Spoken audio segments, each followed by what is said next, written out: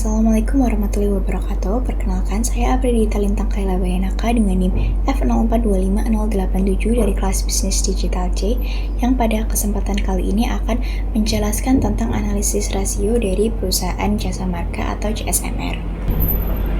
Jadi, PT Jasa Marga atau CSMR ini merupakan operator dan pengembang jalan tol terbesar dan pertama yang ada di Indonesia.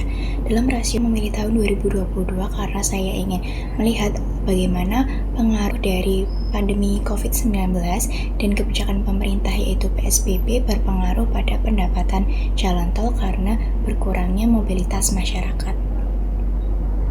Untuk rasio yang pertama ada liquidity ratio yang fungsinya untuk mengukur kemampuan perusahaan melunasi utang jangka pendeknya.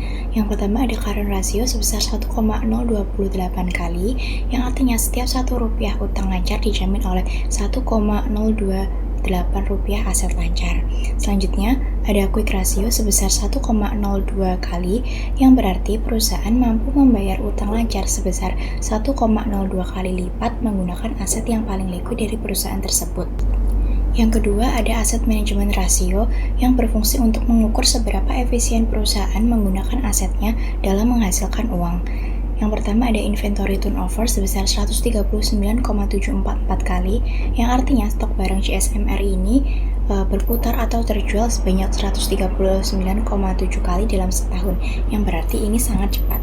Yang kedua ada di sales outstanding atau DSO sebanyak 35 hari, yang artinya rata-rata waktu yang dibutuhkan oleh CSMR untuk menagih piutang dari pelanggannya itu sebesar 35 hari.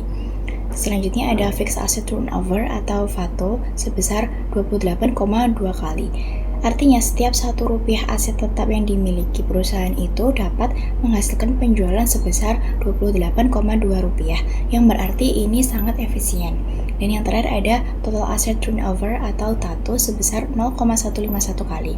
Artinya secara keseluruhan CSMR ini mampu menghasilkan penjualan sebesar 0,151 rupiah setiap total Rp1 aset.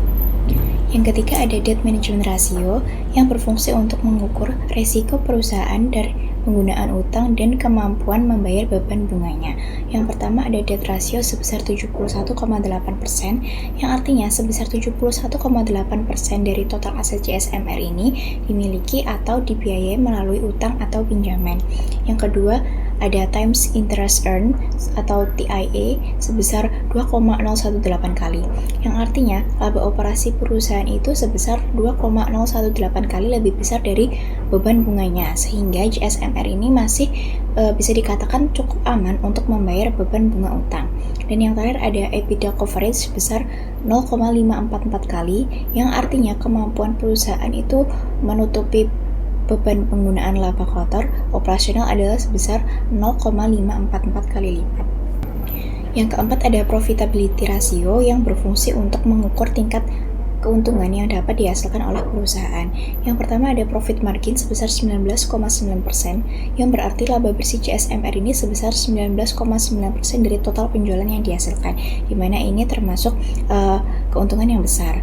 Yang kedua ada basic earning power sebesar 8,1%, yang berarti efektivitas aset perusahaan dalam menghasilkan laba operasi itu sebesar 8,1%. Yang ketiga ada return on asset atau ROE, yaitu sebesar 3%. Artinya perusahaan itu dapat menghasilkan laba bersih sebesar 3% dari total seluruh aset yang dikelolanya. Yang terakhir ada return on equity atau ROE sebesar 14,1%, yang artinya tingkat pengembalian atau keuntungan bagi pemegang saham atau investor adalah sebesar 14,1% dari seluruh total modal yang mereka setorkan.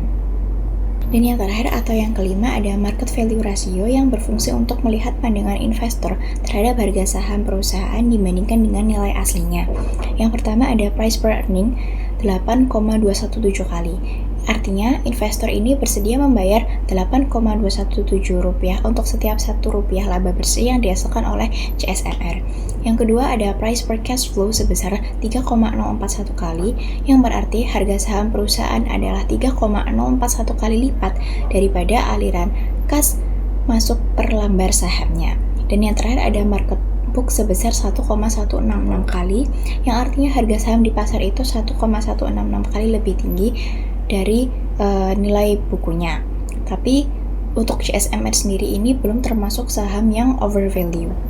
Ini yang terakhir kesimpulannya adalah CSMR ini merupakan perusahaan dengan keuntungan yang sangat besar karena memiliki margin sebesar 19,9% dan menarik investor dengan ROE-nya yang sebesar 14,1%. Tapi sayangnya CSMR ini memiliki beban utang yang cukup tinggi karena debt ratio-nya sebesar 71,8%.